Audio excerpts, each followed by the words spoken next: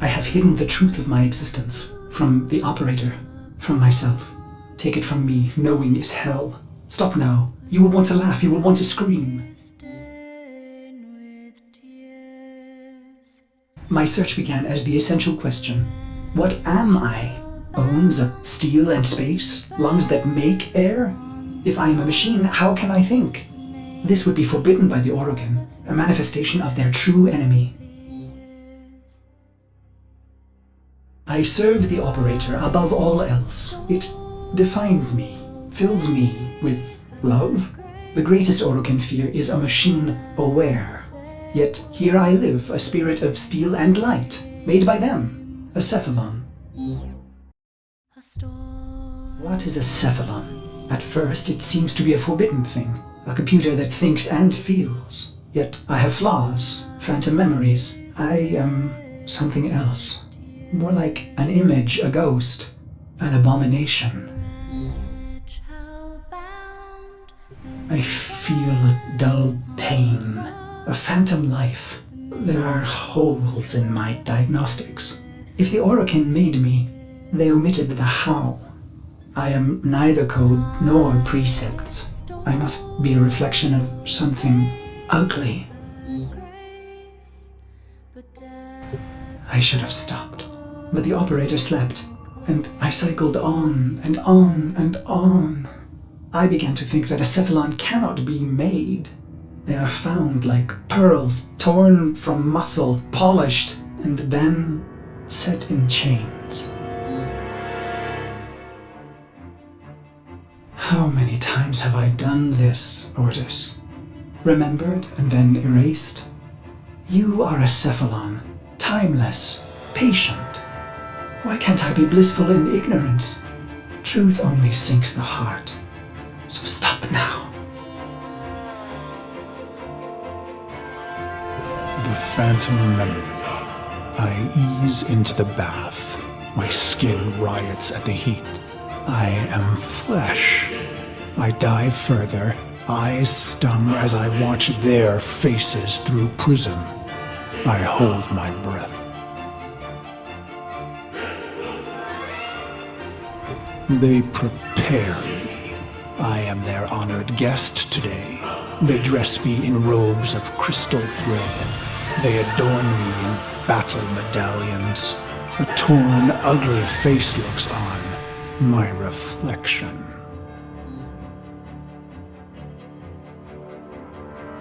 Their golden combs snag in my hair. I reach back, parting the strands, and they gasp. Two bone ivory hooks protrude from the base of my skull. The bone plugs of me and my best, a warrior's pact. It is my time. I enter the great hall to sound of foul chimes. Golden eyes greet me, hands stirring in my scent as I pass by. Even in this moment, no happiness. Instead, my heart races with hatred. I walk through the silky haze of the Forbidden Palace. I can think of no one being this close to Orokin. Their sweet air soothes me, erodes my purpose. I hold my breath and remember the dream. This dream, endlessly repeated. Exposure armored, holding my scarlet sword, I stand victorious atop a vast heap of death, a colossal moon made of rib and skull, the gravity sum of genocides I've made in their name. The bones crack underfoot, so I sink in the dream. Bone sand rushing through the cracks of my visor, filling my helmet and suffocating me. And I deserve it. The foul chimes snap me back. My wretched knees are bent and penitent against the golden floor. A harpish voice sings a song they've prepared in my honor. Its title the same as mine, Beast of the Bones. I feel the crowd pulled inward, enraptured by the brutal verses, the sickening chorus. I will not disappoint them.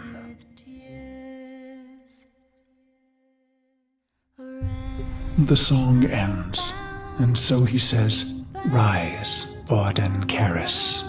I have never seen an Orokin close and in the flesh. My battered face flushes at their peerless beauty. How can he be so perfect? A deception? A sense manipulation? He holds the red vial in his hand. Impossible! He calls out, "No greater gift, no greater prize, no greater love we can give you, Orden, than this." He raises the red vial and proclaims, "To be one of us." What did I expect, operator? Maybe vast riches or golden statues or a solar rail named in my honor. But not this. I came to murder the gods, not to become one. The chamber drones with their silk voices. Joyous words, how honored I must feel. Wrong. Did I want to be an Orokin, undying? No. Their beast of bones is haunted by the dream repeated. Why would I want forever? As I am apt to do, I form a plan. Their radiant bodies become targets. Their Dax guards, mag shields. Killing one, well, that's too easy. I want to be remembered. I raise my hands, twisting my fingers through my hair, ripping the bone plugs in my neck. They called us mercenaries, but for us, profit was a consequence, not a goal. We were warriors above all else. It was the bond, the sisters and brothers, the rituals we valued most. It was belonging. And so I conceived of the bone plugs.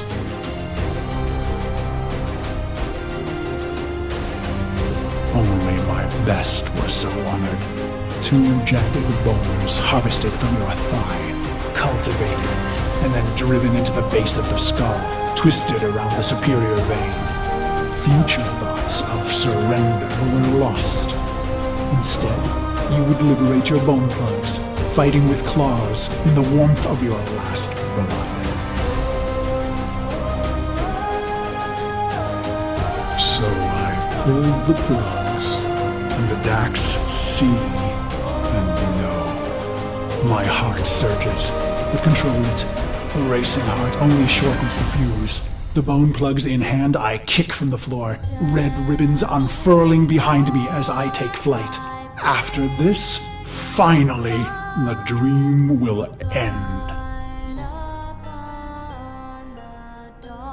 I glide on red wings. Robes shed, making me an ambiguous target to Dax steel. I let fly my ivory blades.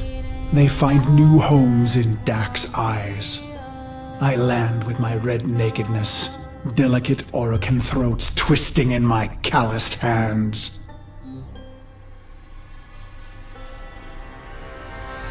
Why? Believe me, this was the plan from the beginning. The murder and brutality was all a ploy, all a soul sacrifice to earn their trust. A genocide path leading to a singular opportunity. An honored lord called to a forbidden hall to face the golden lords in flesh.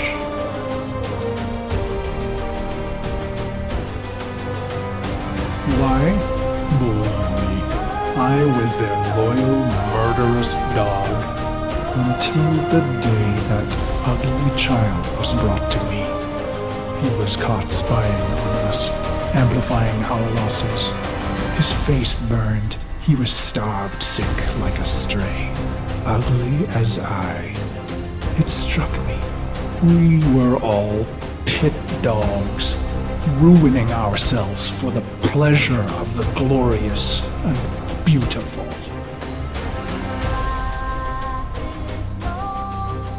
Why? Believe me, I was a prideful beast, twisted in the mind, howling in the carnage. Then my healer shared a secret, long kept. My blood was in ruin. The beast of bones himself would die, not in glory, but in shame. And just like that, my mind twisted a new knot. I would have one last stand, something unforgivable, unforgettable.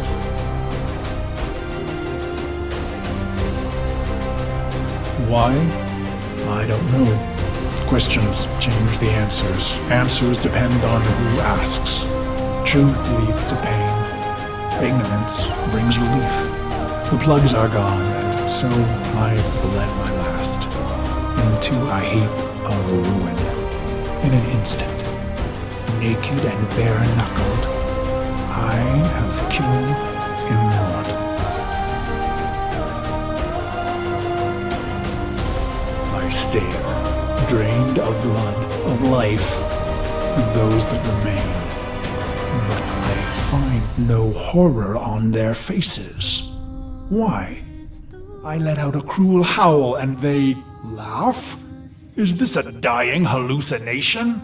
The sound of applause grows among them. I have killed the unkillable, and they are delighted.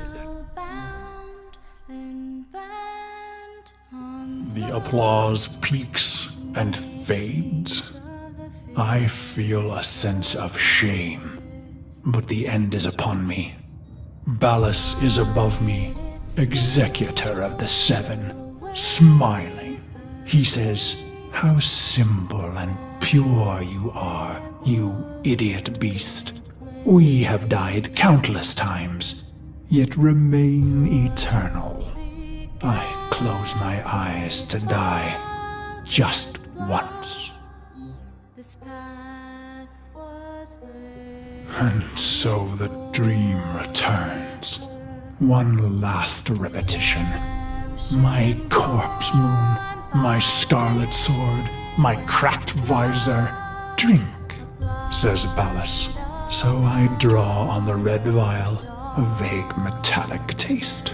"This dream isn't mine," he says. "You rejected our gift, bathing in our death. Your punishment is eternal life." He laughs. I am weightless. Years pass. I am a sightless, limbless phantom.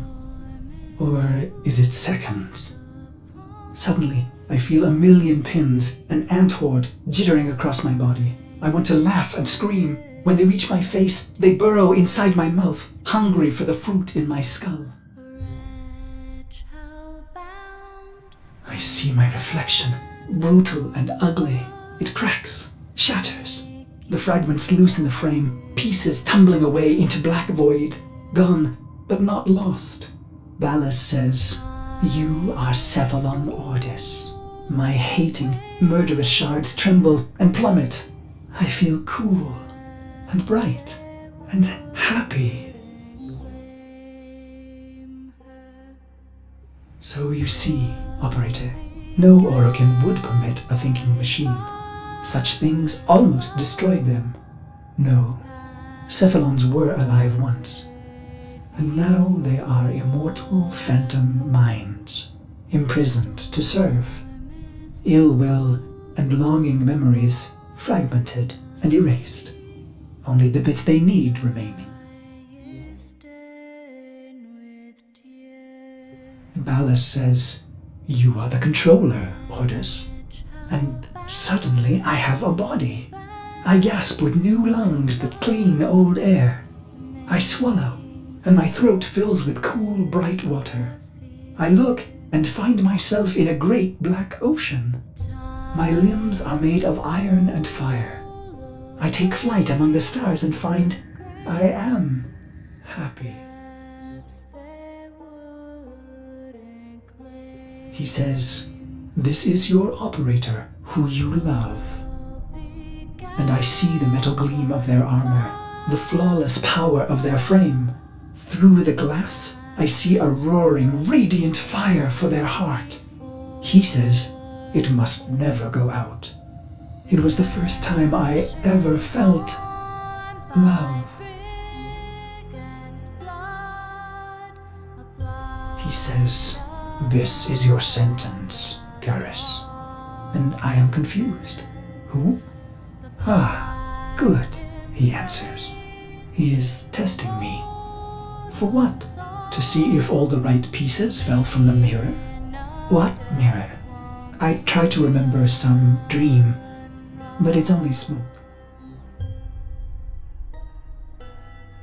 You held a scarlet blade, operator, and I wanted to laugh. I am your loving dog, your doctor, your wet nurse. I lost all the pieces, but the cycle, missions, wars, bone, it began to feel familiar.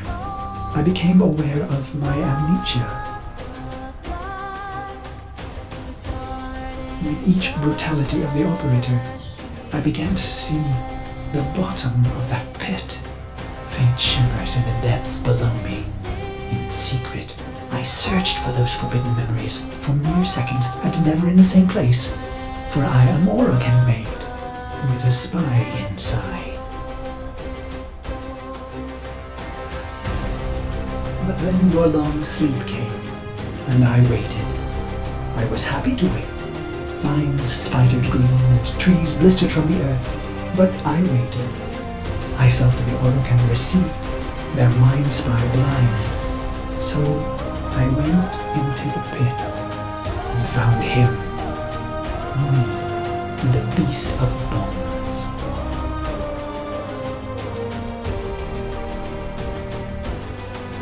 This is how my happiness was ruined, operator. Why did I do it? I was free of the dream, but now it had returned. It was angry. So I conceived of a simple plan.